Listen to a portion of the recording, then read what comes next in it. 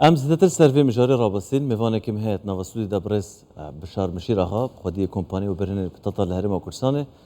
هنگل بخیرات. سپاس کنم. جاری پیروز بایل هوات کم کو بر بجین برکیدیه بر همه هوای بتاتان جبو امارات و ولاتین کنداوی هاته هنارتن اف بنگاوه چند دلخوشکره بو هوا کو بتاتا برهمتینن و هولن سروکی حکومت چابون حتی که افکار آسانیه بینه کرن. بله من سپاس دکم لیروش پیروز بایی لحکومتی هریم و وزارتی کشتکال و سرچم جودیارانی هریم کردستان پیروز بیان لی دکم ببونی دست بکردن با هناردکردنی بربومی کشتکالی لکردستان با ولاتانی دروی ولات. هنگاوکانی حکومتی هریم به تایبەت لە چوارچێوەی استراتیژیەتی کابینەی نوێمی حکومەتی هەرێم کە بەهێزکردنی ئابووریە و جۆراوجۆرکردنی سەرچاوەی داهات ئەویش گرنگیدانە بە کەرتی کوشتکال و پیشەسازی و گەشتیاری ئێمە وەکو وەبەرهێنەری کوشتکالی یان وەکو جوتیاران وان وەکو خاوەن کۆمپانیەکان حقت دڵخۆشین و بۆ ئەوەی کە حکومەتی هەرێم بەخۆی سەرلەسەر خەتە بۆ بتوانین کە چۆن بازارێکونێ بۆ بەرەبوومی کوشتکالانی هەرێمی کوردستان بدرێت. زۆر سوپاسی حکومەتی هەرێم دەکەن کە بە هاماهەنگی لەگەڵ قوسونگەری وڵاتی ئیماراتی عەرەبی و بە پشتگیری وزارەتی کوشتکال کە یەکەم قۆناغی هەناردەکردنی بەرەبوومی کوشتکالی بەرەبوومی پەتاتە بۆ بازارەکانی کەندا و پێش هەفتەی ڕابردوو و ئەم ڕۆژ لە ڕێگەی گرێبەستێکی واژوومان کرد لەگەڵ کۆمپانیای ئەبوسیدۆر نێوان کۆمپانیای KH و کۆمپانیای ئاورا بۆ بەرهێنانی کوشتکالی کە لە داهاتوودا بڕی 5,000 تۆنی دیکە پەتاتە بۆ وڵاتی ئیماراتی عەرەبی ڕەوانە بکەین. باشە لە هەرێمی کوردستان بەگشتی بەرهەمی پەتاتە زۆرە بەڵام لە دەشتی ناوکوور ئەوەی کە ئێوە بڵێن پەتاتەی لێ بەرهەمدێنن ساڵانە وەبزان نزیکەی 400,000 تۆن بەرهەمدێن وانە بەڕێژەی گشتی ینی 6% بەرەبوومی پەتاتە کە لە هەرێمی کوردستان دەشتی ناوکوڕە دەشتی ناوکوور هەر وەکو دەزانن 3 قەزا لە خۆی دەگرتەوە بەردەرەشە و شێخانە و ئاکرەیە بەلێ لەوێ ئەمساڵ نزیکەی 425,000 تۆنی پەتاتە بەرهەم هەبوو. ئەمە تا چەند هۆکار دەبێتن بۆەوەی کە ئێوە بەرهەمی پەتاتە لەوێ زیاتر بکەین یعنی ئەوە دەتوانن چەند سەتا چەندی ئەوە زیاتر بکەین لەوەی کە ئێستا بەرهەمدێنن. ئەگە حکومەتی هەرێم بەردەوام بێت لەسەر پشتگیری ئەمە وەکو جوتیاران ئەمە دەتوانین ڕێژەی بەرهەمی پەتاتە لە کوردستان بگشتی و بە تایبەت لە دەشتی ناوکۆڕ زیاتر بکەین بگەینە ئاسی 600,000 تۆنی پەتاتە لەبەر ئەوەی ساڵانە چەند جۆرێکی تۆی نوێ دێنین کە بەرهەمی زیاترە کە لەگەڵ کەش و هەوای ئەم سەردەمە دەگونجێتن و جوتیارەکانیش مەشق ڕاهێنانیان پێ دەکەین ئاشنایان دەکەنەوە بۆ ئامێر و تەکنەلۆژیە کە لە دەرەوە هەیە لە کوردستان ئەم ئامێرانە بەکاردێنین ئەمە وا دەکەتن کە ڕێژەی بەرهەم لە کوردستان ساڵ بۆ ساڵ بەرەو زیاتر بکە. باشە پێشەوەی باسی ئەوە بکەم کە لە ئەوم قەسەر بە چ شێوازێک دەهێنێردرێتن پێشتر بەشێک لەو کۆمپانیای باسی ئەوەیان دەکرد کە ئێمە مشکلەی ئەوەمان هەیە لەگەڵ پەتاتەی هەرێمی کوردستان کە ژلێک جیاناکەنەوە خاوێنکردن و جیاکردن ئەوانە ئەو کێشەیەتان بۆ چارەسەر کردووە یان وەرزی کشتتوکاری لە عێراق لە جنوبەوە حتا کوردستان وەختەکەی جودایە واتە لە ناوڕاست و خوار و عێراق ماگونی پێش ئێمە دەستی بە درونی هەموو جۆرە کشتتوکارێک دەکرێتن ئەمە پاشوان بە ماگونیوەکە بۆیە هەماهەنگیەکی پتە و وانە ناوێنی وەزارەتی کشتتوکالی ئمە وەزارەتی کشتتوکالی عێراق بۆ ئەوەی بتوانین بەرەبوومی خۆمان لە ناو بازارەکانی ناوڕاست و خوارەی عێراق ساو بکەنەوە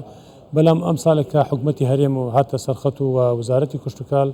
هەولیدا ئەو ئاستەنگەکانی هەیە نەهێنێتن بەڵێ ئێستا هیچ ئاستەنگمان نمایە بۆ ڕەوانەکردنی بەرەبوومی کشتتوکالی بۆ ناوڕاست و بەرکو بۆ دەرەوەی وڵات چکار وەکو دەزانین ئێمە لە کوردستان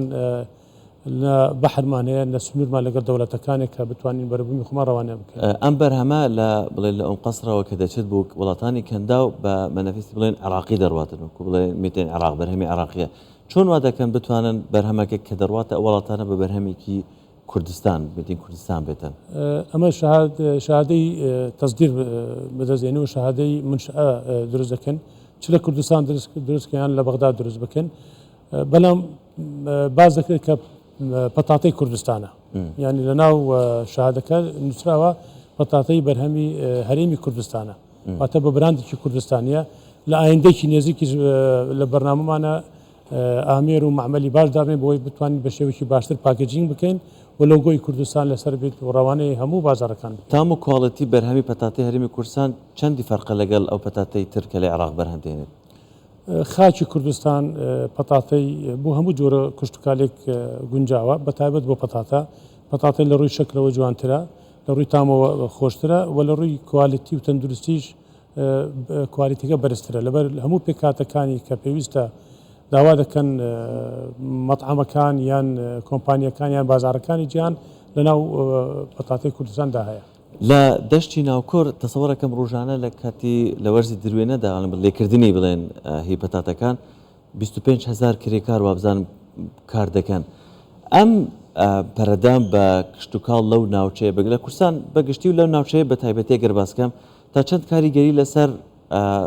ناوچەکە هەبووە یان پێما بێ پێشەوەی بینێ ناوبەرنامە باسیەوەتان کرد کە ڕێژەی تاوان کەم بووە وەزعی ئیدارەی زۆر بیان باشتر بووە زۆر جار کرێکارتان بەدەست ناکەوێت دوسێ مانگ پێشتر دەبێ بەدەست بخەن بڵێن ناویان تۆمار بکەن چ کاریگەریەکی هەبووە؟ بێشک استثمار لە سیکتەری کشتتوکاڵ جیاوازە لە سیکتەرەکان دیکە لەبەرەوەی سیکتەری کشتتوکاڵ خەلکی زۆرتر سوودمەند دەبێت لێ ئەگە باسی بەرەبوومی پەتاتە بکەن لە کوردستان دەتوانم بڵێم لە سەرتاسەری کوردستان هەل لە وەرزی چاندنەوە حتا وەختی درێنەوە ینی نزیکەی 6 بۆ 7 مانگ سەرەوەی 40,000 کرێکار ئیش دەکەن لە کەرتی لە بەرەبوومی پەتاتە. ئەمە وا دەکەتن کە گەنجەکانمان بە هەردوو ڕەگەزەوە نێر و مێوە لەم لەناو چێرگەکان کار بکەن و بە پێداتای پۆلیسەکانی دەشتی ناوکۆڕ ڕێژەی تاوان 105 کەم بیتەوە یعنی هەموو ئاوارەکانی کەمپەکان کە لە ناوچەکە هەیە و بەرک و گەنجی هەموو ناوچەکان دیکەش هەموو ئێستا لە ناو بەرەبوومی پەتاتە کار دەکەن ئەمە هەموو وای کرد گەنجەکانمان سەرخالی ئیشکردن بن و دوور بن لە تاوانیان نەبێت. بەێ زۆر باشە باسی پەتاتەمان کرد ئێوە بەس فۆکەستان لەسەر پەتاتەیە یان هەوڵ دەدەن لەبەرەوەی بە حکمی ئەو ئەزمونەی کە هەتا ناو ئەو پەیوەندیانەی کە لەگەڵ وڵاتانی کەندا وڵاتانی ئەوروپا و دەرەوە هەیە دەتوانن ئەو سوودە بە جوتیارانی تریش بگەینن بوون منە لە بەرهەمی ترێ هەیە لە دهۆک سێوی بەرواری هەیە هەنجیر هەیە هەنار هەیە دووبارە ئەگەر باسی بکەینەوە یعنی کۆمەڵێک بەرهەمی تر هەیە چۆن دەتوانن ئەو لینکە دروست بکەن بوو لە بینی ئەو جوتیارانە و خەڵکی تریش بەپێی بەرنامەی حکوومەتی هەرێم بە تایبەت خودی احتیمامی سەرۆکی حکوومەت کە بەگشتی کشتتوکاڵ پێش بخەت لە هەرێمی کوردستان بۆیە تەجروبەی سەرکەوتنی چاندنی پەتاتە دەمانەوێت لە بەربوومەکان دیکە تاقی بکەینەوە کوردستان دەوڵەمەندە بە هەموو جۆرێکی بەرەبوومی کشتتوکالی هەر ناوچەیەکی کوردستانیش تەخەسوسی هەیە لە جۆری بەرەبوومی کشتتوکالی لە بەرنامە ئێمە وەکوم کۆمپانیا بەنیازین بەرەبوومی سێوە تریە هەنجیرە ئەوەش بە شێوەیەکی باش پاکەجین بکەین و ڕەوانەی بازارەکانی کەندا و یان دەرەوەی وڵات بکەین واتە بە شێوەیەکی گشتی ئەمە دەمانەوێت هەموو جۆرە بەرەبوومی کشتتوکال پێش بکەوێت. زۆر باشە بە ئەگەر کوتا پرسیارم ئەوە بێت پێشتر ئاگدار بووین کە یەکێک لە براندە دیارەکانی بڵێن ڕێستورانتەکان ماکدۆناڵدز داوای پەتاتەی هەرێمی کوردستانی کردبوو وابزانم ڕێکەوتنامەکەش واژوو کراوە ئێستا شەڕە لەسەر پەتاتەی هەرێمی کوردستان بەپێ زانیاری ئەوە چه براندێکی تر ئێستا هەوڵ دەدات پەتاتەی هەرێمی کوردستان بەدەست بخات هەروەکو ئاگاتان لێبوو لە هەفتەی ڕابردە و 300 وەجبە یەکەم 300 تانی پەتاتەکە ڕەوانەی بازاری ئیمارات کرا لە بەشێکی لەو پەتاتانە پیشەسازیەواتە بۆ جبس و فینکەر بەکاردێنیتن ڕێستۆرانەکان وەکو ماکدۆنالد کە خواستێکی زۆر لەسەر پەتاتەی کوردستان هەیە ئێستا KFC کنتاکیەوە زۆر جۆری براندەکانی عالەمیە لە ڕێستۆرانەکان ئێستا داوای پەتاتەی هەرێمی کوردستان دەکەن. چ براندێکی تر ئەگەر بە بیرنەوەکان ببێت ماکدۆناڵدسە KFCە کنتاکیە بەێ هاردیزە ئەوانە هەمویان براندی جیهانینە